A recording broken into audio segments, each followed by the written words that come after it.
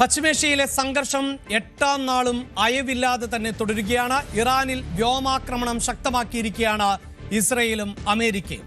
വ്യോമ പ്രതിരോധ സംവിധാനങ്ങൾ അടക്കം തകർത്തു എന്നാണ് റിപ്പോർട്ടുകൾ. ടെഹ്റാൻ നഗരത്തിൽ വൻ സ്ഫോടനങ്ങളും ഉണ്ടായി. ഇറാൻ ഉപാധികളൊന്നും കൂടാതെ കീഴടങ്ങണം എന്ന് പ്രസിഡന്റ് ഡൊണാൾഡ് ട്രംപ് ആവർത്തിക്കുകയാണ്. ഇറാനിൽ മരണസംഖ്യ 1300 കടന്നു എന്നാണ് ഇപ്പോൾ കണക്കുകൾ. വാർത്തയുടെ വിശദാംശങ്ങളുമായി ഇന്റർനാഷണൽ ഡെസ്കിൽ നിന്ന് അജയ് സുധ ബിജു ആണ് ഈ ഘട്ടത്തിൽ ചേരുന്നത്. അജയ്, പശ്ചിമേഷ്യയിലെ സംഘർഷത്തിന് ഒരയവും വന്നിട്ടില്ല എന്ന് മാത്രവുമല്ല, ആക്രമണം കൂടുതൽ കടുപ്പിക്കുന്ന സമീപനം ഇസ്രായേലും അതോടൊപ്പം തന്നെ അമേരിക്കയും കൈക്കൊള്ളുകയും ചെയ്യുന്നു. ഇറാനെ സംബന്ധിച്ചിടത്തോളം ഇറാൻ പ്രധാനമായും ഫോക്കസ് ചെയ്തിരുന്നത് അമേരിക്കയുടെ സൈനിക താവളങ്ങളിൽ ആയിരുന്നു, ഗൾഫ് രാജ്യങ്ങളിൽ. ഇപ്പോൾ ഇറാന്റെ പ്രത്യാക്രമണം ഏത് നിലയിലാണ്? ഒപ്പം ആക്രമണം കടുപ്പിക്കുമ്പോൾ ഇസ്രായേലിന്റെയും അമേരിക്കയുടെയും പ്രതീക്ഷകൾ എന്താണ്? ഇന്നലെ രാത്രി കുറച്ച് സമയം, അതായത് ഇറാൻ ഇപ്പോൾ ഒരു ഇടവേളകൾ വിട്ട ആക്രമണമാണ് അവലംബിച്ചിരിക്കുന്നത്. അതായത് മൊത്തത്തിൽ സദാസമയവും ആക്രമണം നടത്താതെ അവരുടെ കയ്യിലുള്ള മിസൈൽ സ്റ്റോക്കുകളും മറ്റ് ആയുധങ്ങളും പരമാവധി സൂക്ഷിച്ചുകൊണ്ടുള്ള ഒരു പ്രത്യാക്രമണം അതുതന്നെയാണ് ഇറാൻ നിലവിൽ അവലംബിച്ചിരിക്കുന്നത്. അത് കാരണം ഇന്നലെ കുറച്ച് സമയത്തേക്ക് ഈ ഇസ്രായേലിലേക്കാണെങ്കിലും അതുപോലെ തന്നെ പശ്ചിമേഷ്യയിലുള്ള US താവളങ്ങൾക്ക് നേരെയാണെങ്കിലും മറ്റ് ആക്രമണങ്ങളൊന്നുമില്ലായിരുന്നു. എന്നാൽ ഇപ്പോൾ ഇന്ന് രാവിലെ, ഇന്ത്യൻ സമയം ഇന്ന് രാവിലെ ഇറാൻ കടുത്ത രീതിയിൽ തന്നെ പ്രതിരോധിക്കുന്നു എന്നുള്ള വിവരങ്ങളാണ് നമുക്ക് ലഭ്യമാകുന്നത്. ഇന്നലെ തന്നെ ഇസ്രായേലിന്റെ തെക്കൻ ഭാഗങ്ങളിൽ ഇറാന്റെ ഭാഗമായി ചില ഡ്രോൺ ആക്രമണങ്ങൾ നടന്നിരുന്നു. ഇപ്പോൾ ഇസ്രായേലിന്റെ മറ്റു മേഖലകളിലേക്കും ഇറാൻ മിസൈൽ വർഷം നടത്തിയതായിട്ടാണ് റിപ്പോർട്ടുകൾ സൂചിപ്പിക്കുന്നത്. ഇസ്രായേൽ ആർമി തന്നെ ഇക്കാര്യം സ്ഥിരീകരിച്ചിട്ടുണ്ട്. ഇറാനിൽ നിന്ന് കൂടുതൽ ഡ്രോണുകളും അതുപോലെ തന്നെ മിസൈലുകളും ഇസ്രായേൽ ലക്ഷ്യമാക്കി വന്നു എന്നുള്ളത്. ഇസ്രായേലിന്റെ വ്യോമ പ്രതിരോധവും അതുപോലെ തന്നെ മറ്റ് ഡിഫൻസ് സിസ്റ്റങ്ങളും ഇത് തകർക്കാനുള്ള പരിശ്രമത്തിൽ തന്നെയാണ്. പ്രധാനമായിട്ടും ഇസ്രായേലിന്റെ തെക്കൻ മേഖലകളിലേക്കും അതുപോലെ തന്നെ ജെറുസലേം അതുപോലെ നെവ്ഗവ് തുടങ്ങിയിട്ടുള്ള നഗരങ്ങളിലേക്കാണ് ഇത്തരത്തിൽ ആക്രമണങ്ങൾ നടന്നിട്ടുള്ളതായിട്ടാണ് വിവരമുള്ളത്. ഇതിൽ കൂടുതൽ മിസൈലുകളും ഇസ്രായേൽ തകർക്കുക തന്നെ ചെയ്തു. എന്നാൽ ചില മിസൈലുകളെങ്കിലും രാജ്യത്ത് പതിച്ചതായിട്ടാണ് നിലവിലെ വിവരം ലഭിക്കുന്നത്. എന്നാൽ ഇതിന്റെ നാശനഷ്ടങ്ങൾ, മറ്റ് കാഷ്വാലിറ്റീസ് എന്തൊക്കെയാണെന്ന് നിലവിൽ വിവരം ലഭിച്ചിട്ടില്ല. അത്തരം കാര്യങ്ങളെല്ലാം പുറത്തു വരുന്നതേ ഉള്ളൂ. കൂടുതൽ മിസൈലുകൾ ഈ മണിക്കൂറിൽ ഇസ്രായേലിലേക്ക് ഇറാനിൽ നിന്ന് വന്നുകൊണ്ടിരിക്കുന്നു എന്നുള്ള റിപ്പോർട്ടുകളാണ് ഇപ്പോൾ ആവർത്തിച്ച് അന്താരാഷ്ട്ര മാധ്യമങ്ങൾ റിപ്പോർട്ട് ചെയ്യുന്നത്. അൽ ജസീറ ഉൾപ്പെടെ അവർ റിപ്പോർട്ട് ചെയ്യുന്ന പുതിയ വിവരം അനുസരിച്ച് കൂടുതൽ മിസൈലുകൾ ഇസ്രായേൽ കേന്ദ്രീകരിച്ച് വന്നുകൊണ്ടിരിക്കുന്നു എന്നുള്ളതാണ്. അതുപോലെ തന്നെ പശ്ചിമേഷ്യയിലും ചില രാജ്യങ്ങളിലെങ്കിലും ഇത്തരം ആക്രമണങ്ങൾ അത് കഴിഞ്ഞ ദിവസം കുറച്ച് മണിക്കൂറുകളിൽ ഇല്ലായിരുന്നുവെങ്കിലും ഇപ്പോൾ അത്തരം ആക്രമണങ്ങൾ അത് നേരിയ തോതിലെങ്കിലും തുടങ്ങിയിട്ടുണ്ട്. പ്രധാനമായിട്ടും നോക്കുകയാണെങ്കിൽ സൗദി അറേബ്യയിലേക്ക് 6 ഡ്രോണുകൾ വന്നിട്ടുണ്ടായിരുന്നു. ഈ 6 ഡ്രോണുകളും നശിപ്പിച്ചതായിട്ടാണ് റിപ്പോർട്ടുകൾ ഉള്ളത്. കഴിഞ്ഞ ദിവസം മിസൈൽ ആക്രമണം, അതായത് ബാലിസ്റ്റിക് മിസൈലുകളും ക്രൂയിസ് മിസൈലുകളും എല്ലാം സൗദി അറേബ്യ കേന്ദ്രീകരിച്ച് വന്നതാണ്. അവയും നശിപ്പിച്ചതായിട്ടാണ് വിവരമുള്ളത്. മറ്റ് കാഷ്വാലിറ്റീസ് ഒന്നും ഇവിടെയും റിപ്പോർട്ട് ചെയ്തിട്ടില്ല. അതുപോലെ റിയാദിന് നേരെ വന്നിട്ടുള്ള ഒരു റിയാദ് നഗരത്തിന് നേരെ വന്ന ഒരു ഡ്രോൺ നശിപ്പിച്ചതായിട്ടും നിലവിൽ റിപ്പോർട്ടുണ്ട്. ജോർദാനിലേക്ക് വന്നിട്ടുള്ള 3 മിസൈലുകളാണ് തകർത്തത്. അതിലൊന്ന് അഖാബ നഗരത്തിന് നേരെ വന്നതാണ്. ഈ 3 ഡ്രോണും തകർത്തതായിട്ടാണ് വിവരമുള്ളത്. അതേസമയം ദുബായിൽ നിന്ന് ഒരു വാർത്ത റിപ്പോർട്ട് ചെയ്യുന്നത് ഒരു മിസൈൽ ഇത്തരത്തിൽ ഇന്റർസെപ്റ്റ് ചെയ്ത് ഭരണകൂടം നശിപ്പിച്ചപ്പോൾ ആ മിസൈലിൽ നിന്നുള്ള ചില അവശിഷ്ടങ്ങൾ വീണ് ദുബായിൽ ഒരിടത്ത് തീപിടുത്തമുണ്ടായതായിട്ടുള്ള ചില വിവരമുണ്ട്. എന്നാൽ ഇതിൽ മറ്റ് കാഷ്വാലിറ്റീസ് ഒന്നും റിപ്പോർട്ട് ചെയ്തിട്ടില്ല എന്നും അവിടെ ആഭ്യന്തര മന്ത്രാലയം അറിയിച്ചിട്ടുണ്ട്. ഇവ ഉടൻ തന്നെ നിയന്ത്രിച്ചതായും മറ്റ് നാശനഷ്ടങ്ങളോ കാഷ്വാലിറ്റീസോ ഒന്നും ഉണ്ടായിട്ടില്ലെന്നുമാണ് UAE ഭരണകൂടത്തിൽ നിന്ന് വരുന്ന വിവരം. ഇതൊക്കെയാണ് ഇറാൻ നിലവിൽ ഒരു കടുത്ത പ്രത്യാക്രമണമായി നടത്തിയിട്ടുള്ളത്. അതേസമയം ഇസ്രയേലും അമേരിക്കയും ഇറാനെ പൂർണ്ണമായും തകർക്കുക എന്നുള്ള ലക്ഷ്യത്തോടെ ഇപ്പോൾ മുന്നോട്ട് നീങ്ങുന്നതായി നമുക്ക് കാണാൻ സാധിക്കും. ഇറാന്റെ പടിഞ്ഞാറൻ മേഖലകൾ കേന്ദ്രീകരിച്ച് ഇസ്രയേൽ ചില ആക്രമണങ്ങൾ നടത്തിയിട്ടുണ്ട്. അതായത് മിസൈൽ വർഷവും മറ്റ് തരത്തിൽ ഡ്രോൺ അറ്റാക്കുകളും ഈ പടിഞ്ഞാറൻ മേഖല കേന്ദ്രീകരിച്ച് നടത്തുന്നുണ്ട്. ഇതിലൊരു ആക്ഷേപം എന്ന് പറയുന്നത് ഇറാഖ് കേന്ദ്രീകരിച്ച് പ്രവർത്തിക്കുന്ന കുർദിഷ് സേനയ്ക്ക് ഈ ഇറാനിലേക്ക് കടക്കാൻ വേണ്ടിയിട്ട് ഒരു വഴിയൊരുക്കുക, ഇതായിരുന്നു ഇസ്രായേലിൻ്റെ ലക്ഷ്യമെന്നാണ് ഇതിനെ സംബന്ധിച്ചൊരു ആരോപണം വരുന്നത്. ഇതിനു മുൻപ് തന്നെ US കുർദിഷ് സേനയുമായിട്ട് ചേർന്നുകൊണ്ട് ഇറാനിലേക്ക് കടന്നുകൊണ്ട് ഒരു ഗ്രൗണ്ട് ലെവൽ അറ്റാക്ക് ആരംഭിക്കാനായിട്ട് നീക്കം നടത്തിയതായിട്ടുള്ള റിപ്പോർട്ടുകൾ ഉണ്ടായിരുന്നു. അതായത് അമേരിക്കൻ സൈനികരെ നേരിട്ട് അയക്കാതെ കുർദിഷ് സേന, അവിടെയുള്ളൊരു വിഘടനവാദികളുടെ ഒരു ഗ്രൂപ്പാണ്. ഇറാഖിൽ തന്നെ ചില മേഖലകൾ ഇവർ സ്വയം ഭരണം പ്രഖ്യാപിച്ച് ഭരണം ഉൾപ്പെടെ തുടങ്ങിയിട്ടുണ്ട്. ഇറാന്റെ വടക്കൻ മേഖലകളിലും പടിഞ്ഞാറൻ മേഖലകളിലുമുള്ള ചില ഭാഗങ്ങൾ അവിടെയും അവകാശവാദം ഉൾപ്പെടെ ഇവർ ഉന്നയിക്കുന്നുണ്ട്. അപ്പോൾ ഈ വിമതരെ ഉപയോഗിച്ചുകൊണ്ടുള്ള ഒരു അറ്റാക്ക് അത് ഇസ്രായേലും പ്ലാൻ ചെയ്യുന്നുണ്ട് എന്നാണ് നമുക്ക് നിലവിൽ അറിയാൻ സാധിക്കുന്നത്. ഇതിന്റെ ഭാഗമായിട്ടാണ് പടിഞ്ഞാറൻ മേഖല കേന്ദ്രീകരിച്ച് കൂടുതൽ ആക്രമണങ്ങൾ നടത്തുന്നതായിട്ടാണ് വിവരമുള്ളത്. അതുപോലെ തന്നെ മധ്യ ഇറാനിലും തെക്കൻ ഇറാനിലും കടുത്ത ആക്രമണങ്ങൾ തന്നെയുണ്ട്.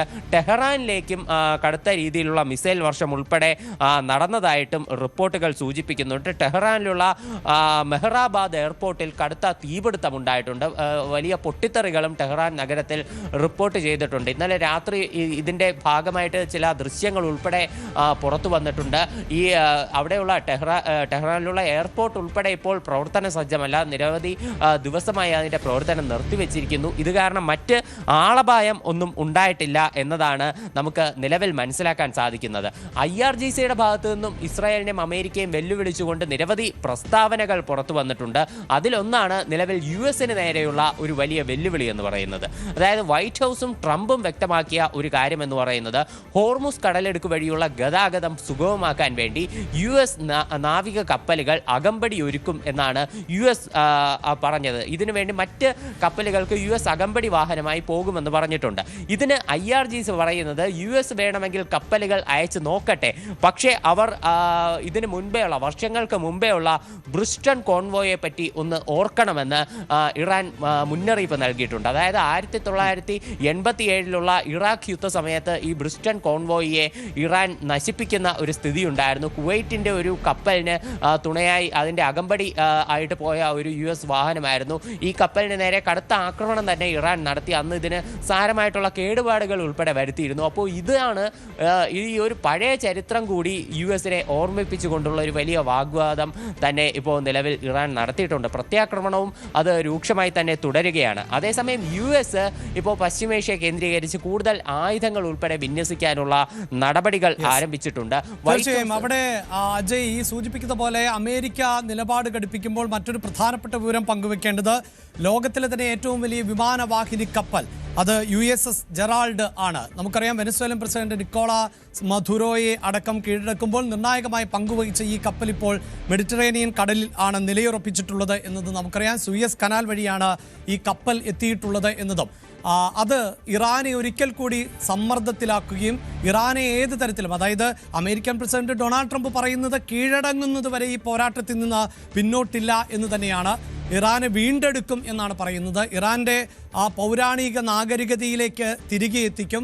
പേർഷ്യ എന്ന ഒരു വലിയ സംസ്കാരം നേരത്തെ നിലനിന്നിരുന്ന ആ പഴമയിലേക്ക് എത്തിക്കും.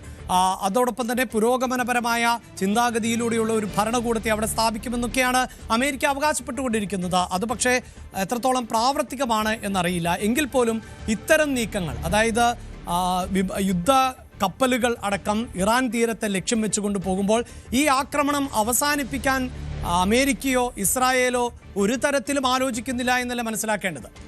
തീർച്ചയായിട്ടും ഇപ്പോൾ ഇറാനിൽ പൂർണ്ണമായിട്ടുള്ള ഒരു നിയന്ത്രണം കൈവരിച്ച് അവിടെ ഒരു ഭരണമാറ്റം ഉൾപ്പെടെ ഉണ്ടാകണമെങ്കിൽ തീർച്ചയായിട്ടും അവിടെ ഗ്രൗണ്ട് അറ്റാക്ക് ആരംഭിക്കേണ്ടതുണ്ട്. എന്നാൽ ഗ്രൗണ്ട് അറ്റാക്ക് ആരംഭിച്ചാൽ അത് US-ന് കടുത്ത രീതിയിലുള്ള പ്രതിസന്ധികൾ ഉണ്ടാക്കും. നിരവധി US സൈനികർ കൊല്ലപ്പെടാനുള്ള സാധ്യതയുണ്ട്. അവർക്ക് വലിയ സാമ്പത്തിക നഷ്ടവും അത് കാരണം ഉണ്ടാകും എന്നുള്ള സൂചനകളുണ്ട്. ഇത് ഇപ്പോൾ നിലവിൽ തന്നെ അമേരിക്കയിൽ ഈ യുദ്ധത്തെ സംബന്ധിച്ച് ട്രംപിനെതിരെ കടുത്ത വിമർശനങ്ങളാണ് ഉയർന്നുകൊണ്ടിരിക്കുന്നത്.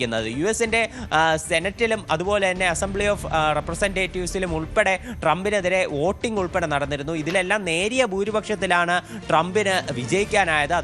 അതുകൊണ്ടാണ് ഈ യുദ്ധം ഇപ്പോഴും തുടരുന്നത്. എന്നാൽ ഒരു ഗ്രൗണ്ട് അറ്റാക്ക് ആരംഭിക്കുകയാണെങ്കിൽ ട്രംപിനെതിരെയുള്ള എതിർപ്പുകൾ അത് കൂടി വരാൻ സാധ്യതയുണ്ട്. മാത്രമല്ല കടുത്ത സാമ്പത്തിക നഷ്ടവും ഇതൊന്നും ഒരിക്കലും US ആഗ്രഹിക്കുന്നില്ല. അതുകൊണ്ട് തന്നെ ഈ ഇറാന്റെ എല്ലാ മിസൈൽ ഫെസിലിറ്റികളും അവരുടെ ഡിഫൻസ് സിസ്റ്റവും തകർത്തുകൊണ്ട് അവരിലൊരു നിയന്ത്രണം, അവരെ കൂടുതൽ സമ്മർദ്ദത്തിലാക്കുക. പിന്നെ സാമ്പത്തികമായിട്ടുള്ള ഉപരോധങ്ങൾ നേരത്തെ തന്നെയുണ്ട്. ഈ ആയുധങ്ങൾ കൂടി തകർക്കുന്നതോടെ അവരെ കൂടുതൽ വലിയ ഒരു സാമ്പത്തിക കുരുക്കിലേക്ക് നയിക്കാൻ സാധിക്കും.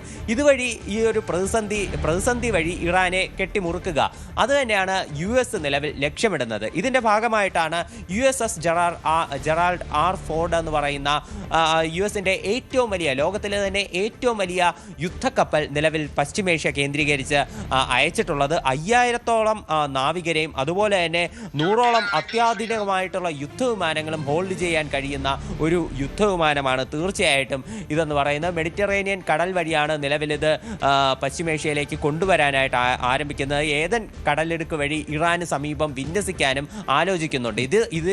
ഇതുവരെ തന്നെ 2 വിമാനവാഹിനി കപ്പലുകൾ ഇറാൻ കേന്ദ്രീകരിച്ചുണ്ട്. എബ്രഹാം ലിങ്കൺ ഉൾപ്പെടെയുള്ള 2 കപ്പലുകളുണ്ട്. അപ്പോഴാണ് മൂന്നാമത് ഈ ജെറാൾഡ് ആർ ഫോർഡ് കൂടി ഇറാൻ കേന്ദ്രീകരിച്ച് നിലവിൽ US വിന്യസിക്കുന്നത്. മാത്രമല്ല അവരുടെ അത്യാധുനികമായിട്ടുള്ള ആന്റി ഡ്രോൺ സംവിധാനമായിട്ടുള്ള മെറോപ്സ് കൂടി ഇപ്പോൾ പശ്ചിമേഷ്യയിലേക്ക് കൊണ്ടുവരാൻ അവർ ആലോചിക്കുന്നുണ്ട്. ഇപ്പോൾ വൈറ്റ് ഹൗസ് ഇതിനോടകം തന്നെ നിരവധി ആയുധ വ്യാപാര കമ്പനികളുമായിട്ടൊക്കെ ചർച്ച നടത്തിക്കഴിഞ്ഞു.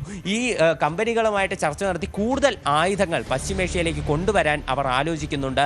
കൂടുതൽ സംവിധാനങ്ങളുള്ള ആയുധങ്ങൾ ഡെവലപ്പ് ചെയ്യാനും ആലോചിക്കുന്നുണ്ട്. ഇതുമായിട്ട് ബന്ധപ്പെട്ടിട്ടുള്ള ചർച്ചകൾ നടന്നതായിട്ട് ട്രംപ് തന്നെ സ്ഥിരീകരിക്കുന്നുണ്ട്. അപ്പോൾ ഇത്തരത്തിൽ അതായത് യുദ്ധകാലാടിസ്ഥാനത്തിൽ ആണ് ഇപ്പോൾ യുദ്ധ സാമഗ്രികളുടെ നിർമ്മാണം നടത്താൻ ഡൊണാൾഡ് ട്രംപ് ആവശ്യപ്പെട്ടിട്ടുള്ളത് എന്നതാണ്. അപ്പോൾ ആയുധ ശേഖരത്തിൽ കുറവുണ്ടായാൽ അമേരിക്കയെ സംബന്ധിച്ചിടത്തോളം ഒരുപാട് ആയുധങ്ങൾ പ്രയോഗിച്ചിട്ടില്ല എന്നാണ് നമുക്ക് മനസ്സിലാക്കേണ്ടി വരുന്നത്. അങ്ങനെ ആയുധങ്ങൾ അധികമായി ഉപയോഗിക്കുമ്പോൾ ആയുധങ്ങളിൽ കുറവുണ്ടാകും. ആ കുറവ് പരിഹരിക്കുന്നതിന് യുദ്ധകാലാടിസ്ഥാനത്തിൽ തന്നെ കൂടുതൽ ഉപകരണങ്ങൾ സജ്ജമാക്കാനുള്ള നിർദ്ദേശങ്ങൾ ആണ് നൽകിയിട്ടുള്ളത്. ഞാൻ അജയിലേക്ക് തന്നെ വരാം. കാരണം ഈ യുദ്ധം മുറുകുമ്പോൾ മറ്റു ലോകരാഷ്ട്രങ്ങൾ ഏറെ കരുതലോടുകൂടിയാണ് ഇതിനെ നോക്കിക്കാണുന്നത്. പ്രത്യേകിച്ച് സമുദ്രാതിർത്തികളിൽ അടക്കം സുരക്ഷയും മറ്റുമൊക്കെ വർദ്ധിപ്പിക്കേണ്ടതുണ്ട്.